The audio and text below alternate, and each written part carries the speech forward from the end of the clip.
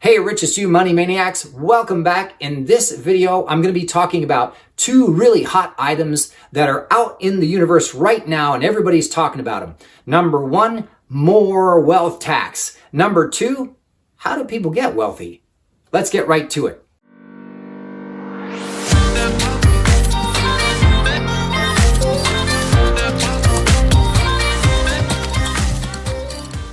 Hey, Richest, you money maniacs, welcome back. Tom coming at you. In this video, I am very excited to talk about these two incredibly intense and on fire ideas right now in the world. Everybody's talking about it.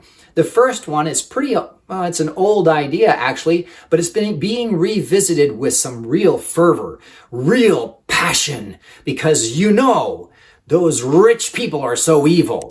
So we got to make sure that we keep them in line. Some of them, yes, I would agree. Some of them are just downright parasitic.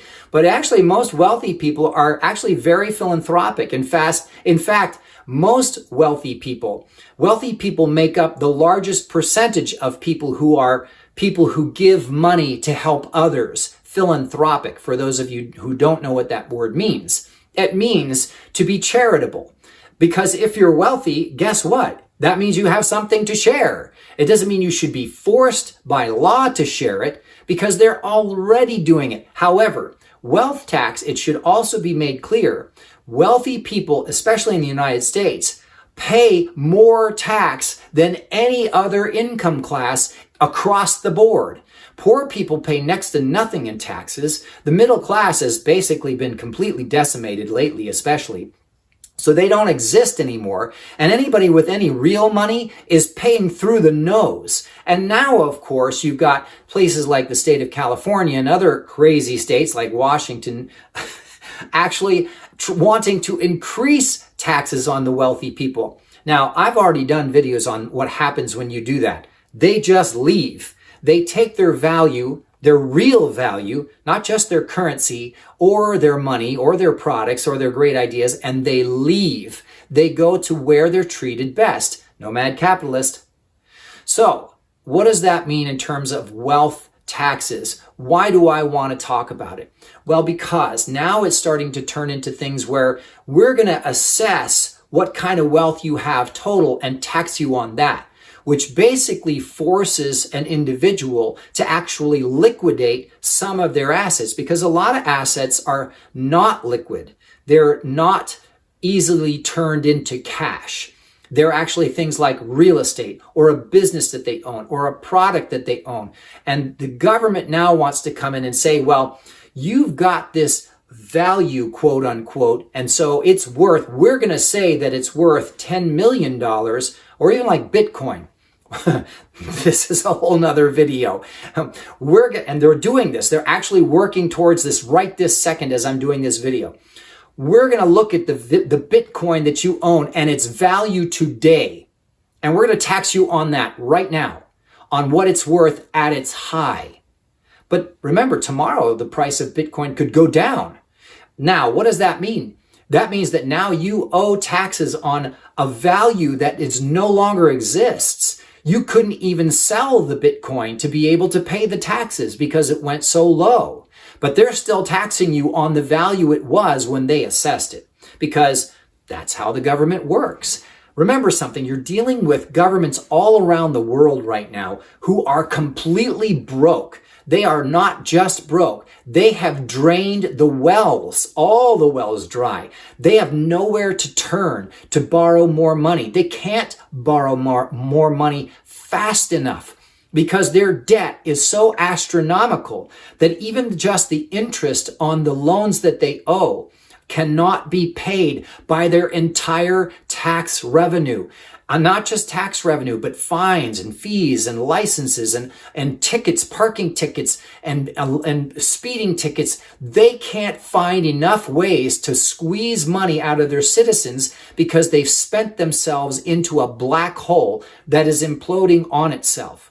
And so what that means is they're going to go after everybody, including states like California, who are now saying, well, it doesn't matter if you left California. If you left and you made above this amount, we're going to tax you not only for that, for the next, this year that you left, But for the next 10 years, we're going to tax you. Now, you're going to see a lot of court cases over that because it's completely unconstitutional. But here's the challenge with the government or elected officials. They'll do things that they know are illegal and unconstitutional, and then you, as the individual, have to pay with your money and your time and your focus to go prove that what they did was illegal. So they'll get away with it for as long as they can get away with it, just to keep their coffers full. So back to this idea. That's the wealth tax, right? But here's something people don't take into consideration a lot of times. If you're going to tax people who are wealthy, a lot of those people are retirees. The baby boomers who've saved and worked all their lives and brought value to all these elected officials through tax revenue for 50, 60, 70 years of their lives. Now you're going to call them wealthy because they have more than 500,000 in the bank that they're living off of for the rest of their life. You're going to tax them on that 500,000 now after it was supposed to be tax-free. That's a wealth tax. Now imagine what that means. That means that that person is going to owe taxes on money they've already paid taxes on because they're considered wealthy now. They've been classified as wealthy. Or someone who owns millions of dollars in real estate is going to be taxed on the millions of dollars of value, and they're going to want their cash now. And so now what happens is you have people liquidating their value so they can just pay their tax burden. So now you've got to remember something. Those are people who worked their whole lives to acquire these assets. And now they're going to have to get rid of them fast just to be able to pay a tax bill that will make one payment on the debt these elected officials have racked up. Just one, right? But think about this. There are a lot of wealthy people, quote unquote, who inherit money or were left money by their dead spouse so that they could be taken care of, right? They don't know how to create value. They only know that they have this much money to live on for the rest of their lives that was left by their dead husband. And so they have to be careful with what they spend. But now the government's going to come in and say, well, you're considered wealthy now because you have this much money in an account. And so we want this much tax on it. That's exactly what's going to happen. Now, there's also other people who inherit money, like children, the children of billionaires who don't know anything about running a business, have no idea how to create value. So now the government's going to come in and get them. And they're going to say, well, you just had this money handed to you, so it's not fair that you didn't even have to work for it. And of course, all of the poor people are going to say, yeah, that's not fair. They just had inheritance, a silver spoon given to them. We should have some of that. And so they're all going to vote to take that money away from those people too. Now, the challenge there again is they probably don't know how to create value. So you're talking about also politicians who write these laws, making themselves immune to it. So they acquire wealth, but they don't get taxed on it. Why? Because they're above the law. Look it up. Comment down below if you think I'm not telling the truth. Go look it up. I dare you. Every elected official knows that when they get in office, guess what? The law doesn't apply to them anymore. Look at, several politicians right now that I won't name simply because I don't want this video to be banned. Yes, that's the world we live in. Welcome to, hey, if you ever wondered what it'd be like to live under Stalin or Hitler, now you know. Okay, so back to this idea. What does a money maniac do with this information? A money maniac will make sure that they store their value in non-taxable safe havens that are legal and have been around for 100 years. That is a laser fund. Indexed universal life insurances. Now, you also should position yourself in gold and silver simply because they never lose value. The price of gold goes up and down, the price of silver goes up and down, but it always stores value. In fact, if you look at both the price of silver and gold over history, it has always made money for people. Always, always, always. In fact, when it does go down, you should buy more because it will absolutely keep your value safe.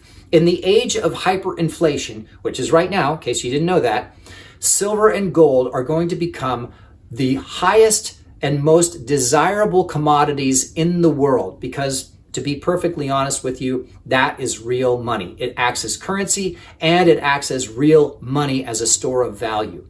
Okay, so this is the lesson of this video. They're going to tax you in ways you'd never imagined. They're going to tax you on wealth that you cannot even get your hands to. They're going to tax you on it. They're also going to make it more and more difficult to be able to protect yourself and protect your wealth and your family. And so you may want to start watching the Nomad Capitalist channel and learn more about other ways to protect yourself for when it gets really crazy, because it's going there. Now, the other thing that I want you to keep in mind here is, because you watch these videos, now you're on the leading edge of learning about finance. You're actually learning stuff that most folks have no idea that even exists. There are ways to legally protect your value in the United States. The laser fund is my favorite of all, but that's not the only one. The IRS code gives thousands of pages of incentives when you do things to help the government achieve some of the goals it wants to achieve, whether it be in the environment, or whether it be in natural gas, or whether it be in solar power, or whether it be in affordable housing. There's all kinds of legal ways to use those incentives to reduce your tax burden.